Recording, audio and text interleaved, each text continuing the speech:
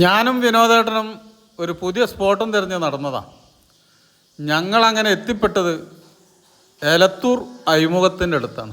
നോക്കുമ്പോൾ അവിടെ കക്ക വാരി ജീവിക്കുന്ന ഒരുപാട് കുടുംബങ്ങളുള്ള ഒരു സ്ഥലമാണ്. ഞങ്ങൾ മുന്നോട്ട് നടന്നപ്പോൾ ഒരു പുഴ കടന്ന് അപ്പുറത്തണം കടലിനടുത്തേക്ക്. അപ്പോൾ പ്രകൃതി ഭംഗിയുള്ള ഒരു സ്ഥലമാണത്. അങ്ങനെ ഞങ്ങൾ അഴിമുഖത്തിൻ്റെ അടുത്തെത്തി. നോക്കുമ്പോൾ അവിടെ 1-2 പേര് വല വീശുന്നുണ്ട്. വല വീശുന്നത് നോക്കി നിന്ന് ഞങ്ങൾ മീൻ കിട്ടുമെന്ന് കരുതി. പക്ഷെ മീനൊന്നും കിട്ടിയില്ല. നിങ്ങൾക്ക് കാണിച്ചു തരാം. അങ്ങനെ ഞങ്ങൾ അവിടുന്ന് വല വീശൽ കണ്ട് തിരിച്ചു നടന്നു.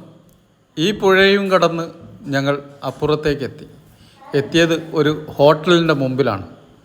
അവിടുന്ന് ഞങ്ങൾ 2 ചായ കുടിച്ച് ഞങ്ങൾ മുന്നോട്ട് നീങ്ങി. ബാക്കി നാളെ.